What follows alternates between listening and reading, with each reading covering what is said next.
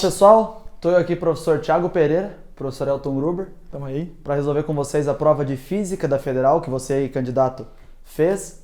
Bom, temos algumas opiniões prévias aí sobre a prova, acerca de como foi. Para mim, não sei se você concorda comigo, Gruber, foi uma prova bem heterogênea, com questões de nível alto, muito alto, e algumas questões de nível muito, muito fácil, não é verdade, Gruber? Concordo, a gente já vai ver na resolução, né, que isso faz sentido mesmo. Algumas questões que tomavam bastante tempo do candidato e exigiam bastante cálculo, bastante organização dele durante a prova e, como sempre, acabava faltando espaço para ele resolver. Mas que não fugiu do padrão, não é não verdade? Foge, sempre não foge do acontece. padrão, aquela questãozinha de física moderna sem nenhuma equação, colocando ou a parte histórica ou o próprio fenômeno em si, uma prova que está dentro daquele padrão estabelecido da Federal, né? Deixou a desejar um pouquinho ali na eletrostática, faltaram algumas coisas. Magnetismo. Mas apesar dos pesares, dá para dizer que foi uma prova boa. Sim, né? sim, concordo. Foi uma prova boa. Vamos resolver ela então? Dentro do que tinha, né? Dentro das questões. Beleza, vamos ver como é que ficou essa prova aí, então. Vamos ver como é que ficou essa prova. Vamos para essa questão do número 46, então. Ele fala assim: uma mola de massa desprezível foi presa a uma estrutura por meio de uma corda B. Um corpo de massa M, igual a 2.000 gramas, está preso por meio das cordas A, C e D, de acordo com a figura ao lado, qual representa a configuração do sistema após ter atingido o equilíbrio. Essa palavra é bem importante, né? A palavra equilíbrio. Atingiu, então, o equilíbrio neste momento. Ou seja, se você lembrou de equilíbrio, você já traz lá a primeira lei de Newton, onde o somatório das forças é zero. A força resultante sobre o sistema é zero, então. Continuando, considerando que a constante elástica da mola é 20 newton por centímetro, preste atenção, ele colocou essa constante elástica em newtons por centímetros, não está no sistema internacional, fugiu, vai deixar essa questão aí com essa pequena pegadinha, não é verdade? E a aceleração gravitacional 10 metros por segundo ao quadrado. Assinale a alternativa que apresenta a deformação que a mola sofreu por ação das forças que sobre ela atuaram, em relação à situação em que nenhuma força estivesse atuando sobre ela. Considere ainda que a massa de todas as cordas e da mola são irrelevantes. Bem, colocou a situação ideal e ele quer saber a deformação da mola a partir do equilíbrio. Ele quer saber aquele X da lei de Hooke que fala que força é igual a constante elástica vezes a deformação da mola, né? Essa variação na posição da mola que é o X que ele quer saber. Bom, vamos para a questão então? Olha só, você analisa, então, nosso assunto é a primeira lei de Newton e lei de Hooke. Você analisa então, o peso do corpo, se ele tem massa 2.000 gramas, são 2 quilogramas, tem que fazer essa transformação. O peso é massa vezes gravidade, você faz 2 vezes 10, 20 newtons. E aí, fazemos o tal do diagrama do corpo livre. O que é o diagrama do corpo livre? Representar todas as forças que atuam sobre aquele corpo. Utilizaremos o nó, que é o ponto de intersecção de todas as cordas. Essa intersecção é chamada nó e analisaremos as forças nesse nó. Consequentemente, como são cordas, são forças sempre de natureza trativa. Elas saem daquele ponto, ok? Então vamos lá. Tem a tração entre B e D, né, que é na corda B, tem a tração A e tem esse peso aí de 20 newtons que já colocamos ali. Os ângulos podem ser analisados, né, retas paralelas cortadas por uma transversal, tiramos aí os ângulos. Sendo assim, olhamos primeiro para essa corda A e fazemos as componentes dessa força, decompondo ela. E montamos um triângulo ali do lado direito. Você pode ver o triângulo com as componentes. Ali, o TAY é a força vertical, o TAX é a força horizontal. Sendo assim, o seno, que é o cateto oposto pela hipotenusa, o seno de 60 é TAY por TA. Passando multiplicando o TA, TAY é igual a TA vezes o seno de 60. O cosseno de 60 é o cateto adjacente pela hipotenusa. Então, TAX fica TA vezes o cosseno de 60. Guarde isso, faremos isso também para outra força que está inclinada. Para você, estudante, tentar entender melhor o que eu estou fazendo, eu quero deixar somente componentes na horizontal e na vertical. Por quê? Porque nós não podemos fazer somatório de forças né, sem deixá-las na horizontal ou na vertical. Estamos usando aí coordenadas retangulares para trabalhar com os nossos vetores, porque assim facilita o nosso cálculo. Enfim, montamos um outro triângulo. Seno de 30 é o cateto oposto pela hipotenusa. Fica TBDY por TBD. Ou seja, passando o TBD multiplicando, TBDY é TBD vezes o seno de 30. Da mesma forma, o cosseno, que é o cateto adjacente pela hipotenusa, passamos o TBD multiplicando, TBDx fica TBD vezes cosseno de 30. Resumindo tudo isso, colocaremos todas as forças agora decompostas. Sendo assim, temos aí todas as forças decompostas. Pegamos essas forças aqui anteriormente mostradas, todas elas, então nós pegamos essas que estão inclinadas, a TBD e a TA, decompomos elas e colocamos somente as componentes, ok? Essas que estão aí figuradas em azul, que são as componentes. E aí, aplicamos aí a segunda lei de Newton para equilíbrio. O somatório das forças em x é igual a zero. Consideraremos um referencial como positivo para a direita. As forças em x, como você pode ver aqui, são TAY e TBDY. Então agora pegaremos essas forças e consideraremos o referencial positivo para a direita e falaremos que o somatório de forças em x é igual a zero. TA cosseno de 60 menos TBD cosseno de 30 é igual a zero. Substituindo o valor dos cossenos ali, né? Eu vou passar o TBD para lá e substituir o valor dos cossenos. Eu posso cortar aquele 2, TA fica TBD vezes raiz de 3. Agora, faremos o mesmo para o eixo Y. Voltando aqui, você pode analisar as forças novamente, né? As forças em Y, TBDY, TAY e o peso. Então vai ficar assim, TBD seno 30 mais TA seno 60, menos 20 é igual a zero, considerando positivo para cima. Passa para lá o 20, substitui o valor dos senos, passa aquele 2 que está embaixo agora, multiplicando, vai ficar 40. Agora tem o pulo do gato. Nós vamos substituir esse TA aqui de antes, que é TBD raiz de 3, no lugar daquele TA que está ali embaixo. Então vai ficar TBD mais raiz de 3 TBD vezes raiz de 3 é igual a 40. Notem que raiz de 3 vezes raiz de 3 é 3, TBD mais 3 TBD é igual a 40, 4 TBD é igual a 40, TBD vale 10 newtons. Para encerrar esse exercício, usaremos a lei de Hooke. A força é constante elástica vezes o deslocamento dessa mola a partir do equilíbrio. A força é 10. A constante elástica é 20 newtons por centímetro, por isso, nossa resposta será de meio centímetro. Como vocês puderam observar, uma questão bem longa, beleza? Então, galera, agora comigo aqui, vamos resolver a questão número 47. A utilização de receptores GPS é cada vez mais frequente em veículos. O princípio de funcionamento desse instrumento é baseado no intervalo de tempo de propagação de sinais, por meio de ondas eletromagnéticas, desde os satélites até os receptores GPS. Considerando a velocidade de propagação da onda eletromagnética como sendo de 300 mil km por segundo, e que em determinado instante um dos satélites encontra-se a 30 mil km de distância do receptor, qual é o tempo de propagação da onda eletromagnética emitida por esse satélite GPS até o receptor?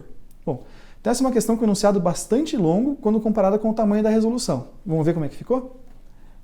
Então o assunto dessa questão é movimento uniforme. A gente sabe lá da equação dos movimentos que ΔS é igual a V vezes T. Aí, substituindo os valores do enunciado, o ΔS é de 30 mil km, a velocidade é de 300 mil km por segundo. Você pode cancelar quilômetro com quilômetro. Passando ali o 300 mil dividindo e cortando todos aqueles zeros que aparecem repetidos ali, no final você teria 3 dividido por 30, que é a mesma coisa que 0,1 segundos. Então, comparado com a questão anterior que o Thiago fez, é uma questão bastante curta, com enunciado extenso, daria um pouco de trabalho para ler, mas a questão bem tranquila, eu acho que todos os nossos alunos conseguiram fazer tranquilamente esse exercício aí. Questão 48 agora, galera, questão de eletricidade. Fala lá o enunciado. 4 resistores, cada um deles com valor R, estão conectados por meio de fios condutores ideais, segundo o circuito representado na figura abaixo. O circuito é alimentado por um gerador ideal que fornece uma tensão elétrica constante. Inicialmente, o circuito foi analisado segundo a situação 1 e, posteriormente, os pontos A e B foram interligados por meio de um fio condutor, de acordo com a situação 2. Com base nessas informações, identifique como verdadeiras ou falsas as seguintes afirmativas. Então, vamos lá. Ele pede para assinalar qual é a sequência correta, de cima para baixo, na alternativa que vai ficar certa, a letra D. Indo para a questão. Então, primeiro, tem os dois circuitinhos ali para você analisar. Se você lembrar lá das pontes de Wheatstone, você vai lembrar que quando ela está em equilíbrio, quando ela é uma ponte de Wheatstone, a gente tem o produto das resistências opostas sendo constantes. Então, por isso esse xizinho azul aqui na apresentação. E nessa situação, a gente considera que a resistência, o produto das resistências opostas é constante. Então, você pode perceber que como são resistores iguais, opostos ali, esse produto vai dar o mesmo em todos os casos, o que faz com que a gente tenha uma ponte em equilíbrio, né? Nos dois casos vai dar a mesma coisa. Então, a primeira afirmação fala que a intensidade de corrente elétrica no gerador é a mesma para as duas situações. É a mesma porque nos dois é a mesma ponte. Vai ter a mesma situação de equilíbrio, vai ser igualzinho, não vai ter alteração. A próxima diz que ao se conectar o fio condutor entre os pontos A e B, a resistência elétrica do circuito diminui. Vai ser uma afirmação falsa, novamente, porque é o mesmo circuito dos dois casos. Então, não vai ter alteração nisso, né? Próxima, na situação 2, a intensidade de corrente elétrica no gerador aumentará em relação à situação 1. Mais uma vez, o aluno que percebesse que tinha uma ponte de Wheatstone nas duas alternativas, nas duas situações, ele saberia que isso também está falso, por saber que o circuito é o mesmo nos dois casos. E na última ele fala que a diferença de potencial elétrico entre os pontos A e B na situação 1 é maior que zero. De novo, se essa ponte está em equilíbrio, as resistências que são opostas multiplicadas dão o mesmo valor. E além disso, você sabe que aqueles dois pontos que ficam entre os resistores na ponte, eles têm o mesmo potencial. Essa é a definição de ponte de Wheatstone para a gente lá, o ponto de partida para a gente conseguir resolver exercícios desse assunto. Então, mais uma afirmação falsa. Lembrando lá das alternativas, a gente ficaria com a alternativa certa como sendo a letra D do exercício. Essa próxima questão ela vai misturar aí dois conceitos. Ela fala assim, questão 49. Uma minúscula bolha de ar sobe até a superfície do lago. O volume dessa bolha, ao atingir a superfície do lago, corresponde a uma variação de 50% do seu volume em relação ao volume que tinha quando do início do movimento de subida. Considere então a pressão atmosférica. Ele colocou no SI ali como 10 elevado a quinta Pascal e a aceleração gravitacional de 10 metros por segundo ao quadrado. E a densidade da água, 1 grama por centímetro cúbico. Assinada a alternativa que apresenta a distância percorrida pela bolha durante esse movimento, se não houve variação de temperatura significativa durante a subida da bolha. Essa é uma questão, então, que vai envolver transformações gasosas e também vai envolver a pressão hidrostática. Então, você percebeu que é uma transformação isotérmica, olha lá então, pressão e transformações gasosas. Em sistemas fechados, podemos usar essa equação, pressão, volume e temperatura inicial é igual a pressão, volume dividido por temperatura final. Sendo assim, a transformação é isotérmica, cortaremos ali a temperatura, né, e substituiremos ali 10 elevado à quinta como a pressão final. Por quê? Eu estou considerando uma bolinha que daqui ela sobe. Então, a pressão lá em cima é a pressão atmosférica. Aqui embaixo não, ela tem a pressão também manométrica do líquido. Sendo assim, lá em cima a pressão é 10 a quinta Pascal, aqui embaixo não. Então, esta pressão final colocaremos 10 a quinta. O volume aumentou 50%, então ele é 1 mais 50%, 1,5 do inicial. Cortaremos o volume inicial, temos a pressão inicial. Lembra que a pressão inicial é lá embaixo. Agora, nós vamos para a parte hidrostática do exercício. Pressão é a pressão do ar mais μgh. Então, a pressão, que é 1,5 vezes 10 a quinta, como calculamos anteriormente, é igual à pressão atmosférica, 10 a quinta, que ele avisou no enunciado, mais a densidade da água, tá? Toma cuidado, ele colocou ali, ó, na penúltima linha, cantinho esquerdo, que a densidade é de 1 grama por centímetro cúbico. Você tem que multiplicar por 1000 para colocar esse 10 ao cubo, tá ok? Toma cuidado com isso, porque ela não estava no sistema internacional.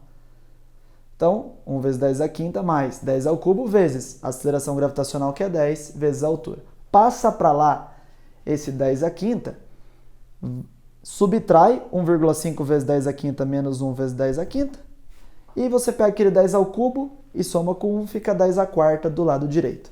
Passa o 10 a quarta dividindo, e temos a altura. 5 menos 4 vai dar 1, 0,5 vezes 10 a 1, que é 0,5 vezes 10, que é 5 metros. Uma questão que eu achei bem bacana, ok? 5 metros, ficamos com a alternativa letra C. Beleza?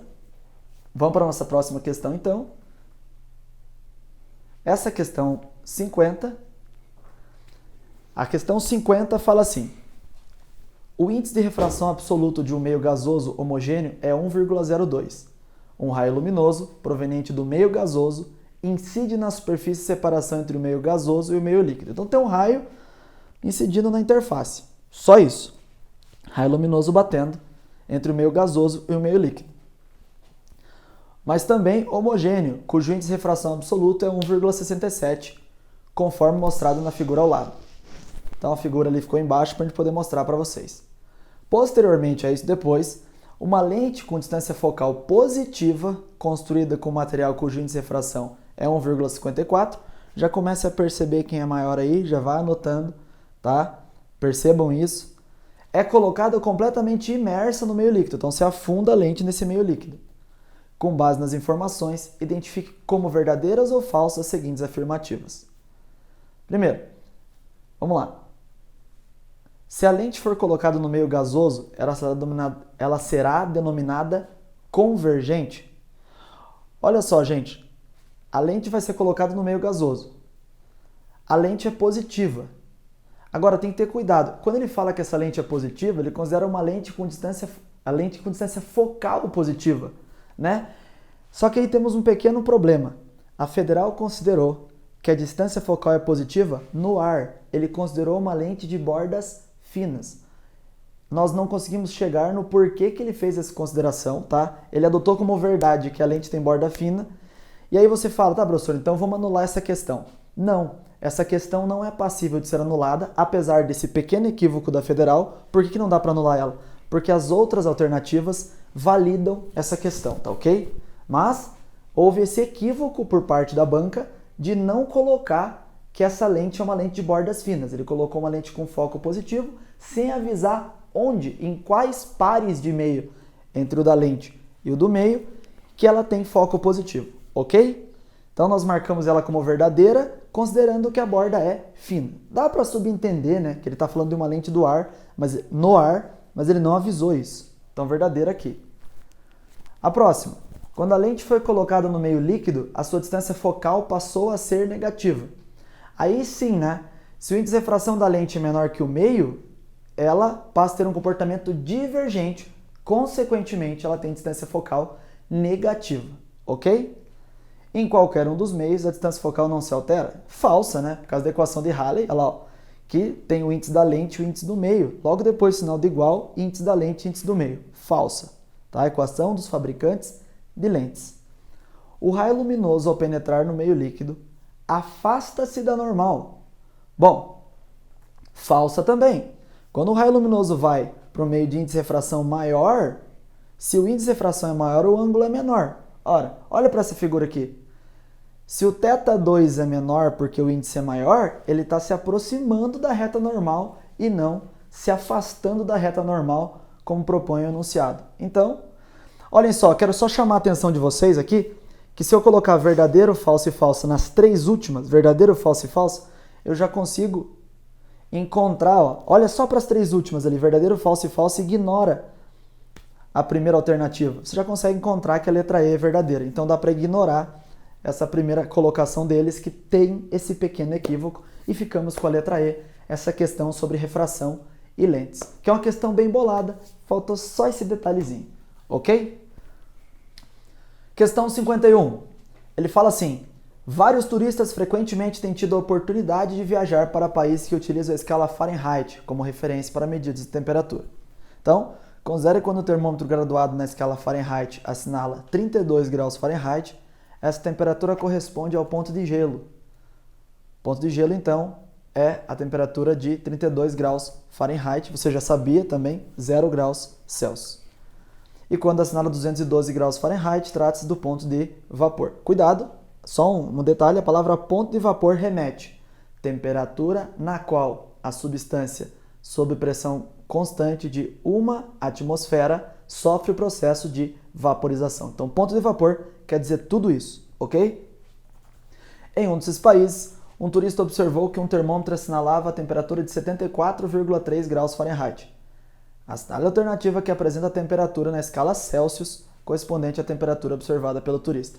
Notem, no nosso aulão de véspera, eu coloquei isso aqui para vocês. Eu coloquei as 3 escalas, né? E aí nós fizemos aí como é que transforma uma escala na outra. Você pega a interpolação, né? Que é muito utilizado aí para processo de linearização de dados. Então você pega lá, faz meio menos baixo, cima menos baixo. Meio menos baixo, cima menos baixo. Faz isso.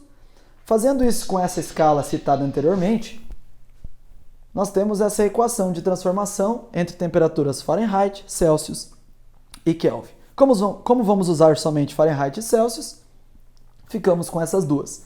Substituindo o valor que ele te deu, 74,3, faz essa subtraçãozinha, 74,3 menos 32 dá 42,3, multiplica em x, 9TC é igual a 5 vezes 42,3, passa esse 9 dividindo, ficamos com 5 vezes 42,3 dividido por 9, questãozinha numérica, 23,5.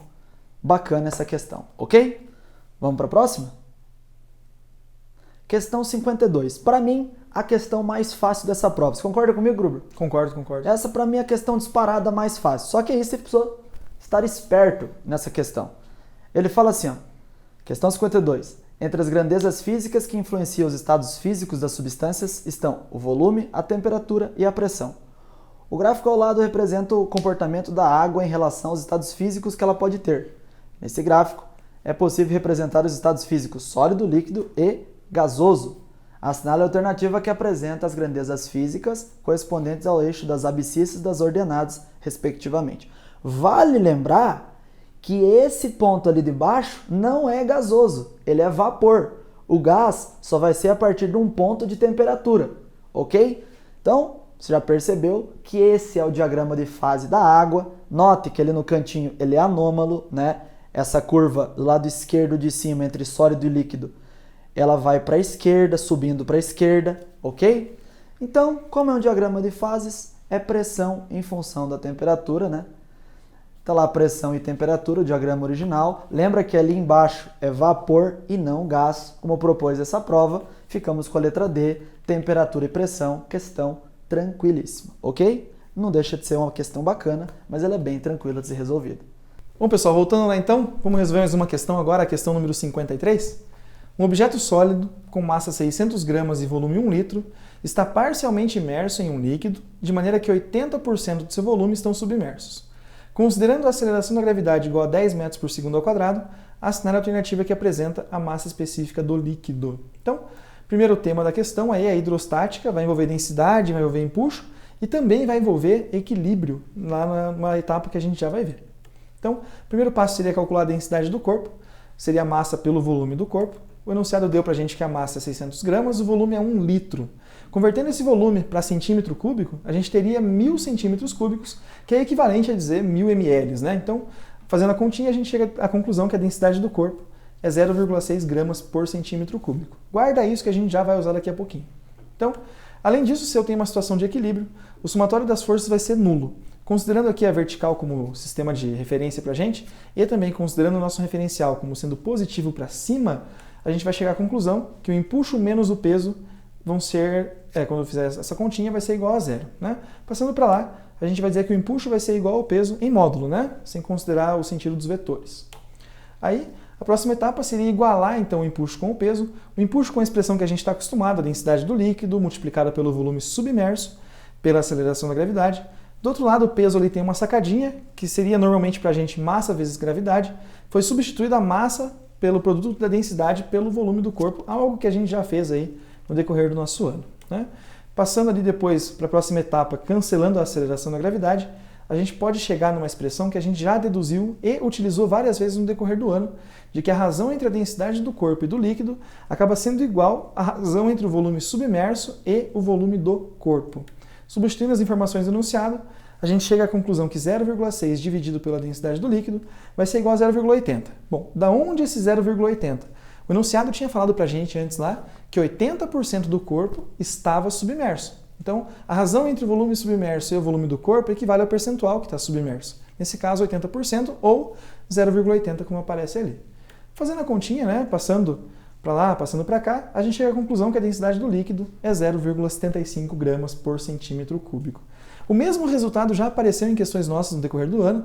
Parece que eles gostam de cobrar esse assunto e cobrar com o mesmo resultado. Então, acho que alguém que não soubesse resolver, não lembrasse, fosse chutar alguma coisa, talvez chutasse essa alternativa e acabar acertando a questão. Partindo para a próxima, voltamos com o Thiago. Questão 54, então, e última questão de física, a federal novamente cobrando a física moderna. Novamente, sem colocar ali equações, sem dificultar a sua vida nesse quesito matemático. Ele quer que você entenda a física moderna, né, que saiba os efeitos, né, e os fenômenos da física moderna. Ele fala assim, entre os vários trabalhos científicos desenvolvidos por Albert Einstein, destaca-se o efeito fotoelétrico, que lhe rendeu o Prêmio Nobel de Física de 1921. Sobre esse efeito, amplamente utilizado em nossos dias, é correto afirmar. Então lembra, o efeito fotoelétrico foi visto a primeira vez pelo Heinrich Hertz, mas em 1905 Einstein postulou um artigo sobre o efeito fotoelétrico. Em 1921 ele ganha esse prêmio Nobel, que ele não estava, né? Ele estava no Japão, não pôde receber, mas ganhou o prêmio Nobel e no discurso do prêmio Nobel eles falaram pelo efeito fotoelétrico e suas outras contribuições para a física. Então, o que é esse efeito fotoelétrico, que nós já discutimos tanto, antes de ler as alternativas, já voltamos lá, vamos pegar aquilo que vimos na nossa aula, né, 2 dias antes da sua prova da federal, ok? Vimos o seguinte, um fato que causava um problema na compreensão da intensidade da luz incidida não ser o fator do desprendimento de elétrons, ou seja, se aumentasse a intensidade e não desprendiam mais elétrons, poderia agora ser explicada com a ajuda dessa teoria do Planck. Então, com a ajuda da teoria do Planck, que teoria é essa do Planck? Que é a energia de cada fóton depende da frequência, ok? A energia emitida é meramente função da frequência. Então, nós mostramos aqui, né, o efeito fotoelétrico. Notem, temos ali sódio, olha o seu canto superior direito, uma plaquinha de sódio sendo incidida a luz e ela começa ali a desprender elétrons. Se eu diminuo o comprimento de onda aumentando a frequência, os elétrons saem com maior velocidade, ok? Se eu mudar para uma placa de zinco, olha de novo, canto superior direito, placa de zinco, já não emite mais elétrons. Por quê? Porque a energia mínima para arrancar é diferente para o zinco. Esse é o efeito fotoelétrico. Ondas eletromagnéticas com uma certa frequência, arrancando, né, ejetando elétrons. Vamos para as alternativas ali? Trata-se, na letra A, da possibilidade da luz incidir em um material e torná-lo condutor desde que a intensidade de energia seja superior a um valor limite? Não é tornar condutor, é ejetar elétrons. É o princípio do funcionamento das lâmpadas incandescentes, nas quais, por ação da corrente elétrica que percorre seu filamento, é produzida a luz. Não, ele está querendo te confundir com a ideia da radiação do corpo negro de Planck. Não é isso que é efeito fotoelétrico. Ocorre quando a luz atinge um metal e a carga elétrica do fóton é absorvida pelo metal, produzindo corrente elétrica? Não, também não é essa a produção de corrente elétrica, é o desprendimento de elétrons. Letra D, é o efeito que explica o fenômeno da faísca, para te confundir aí com o experimento de Hertz. Quando existe uma diferença potencial elétrico suficientemente grande entre dois fios metálicos? Não, essa faísca aí é porque você quebra aí a permissividade dielétrica do ar, não é efeito fotoelétrico. E a letra E corresponde à ocorrência da emissão de elétrons quando a frequência da radiação luminosa que incide no metal, né, incidente, for maior que um valor, o qual depende do tipo de metal em que a luz incidiu. Notem, está perfeitamente aí descrevendo o efeito fotoelétrico, questão maravilhosa, na minha opinião. Gostaria de agradecer a vocês, obrigado pela atenção de vocês e até aí nossas próximas questões, até o ano que vem, na verdade, Gruber? Estamos aí ano que vem, grandes amigos, né? Obrigado pela paciência de ter ouvido tudo isso e visto tudo isso, porque a gente falou bastante, mas a gente tentou fazer o máximo possível para deixar compreensível a resolução da prova para vocês. E continuaremos tentando. É isso aí. Valeu, obrigado, pessoal. Tchau, tchau.